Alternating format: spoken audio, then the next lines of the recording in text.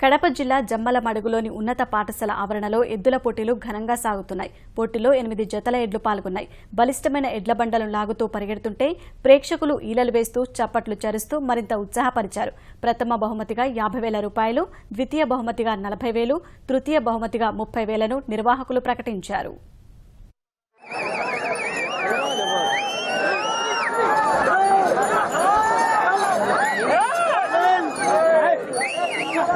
Ah!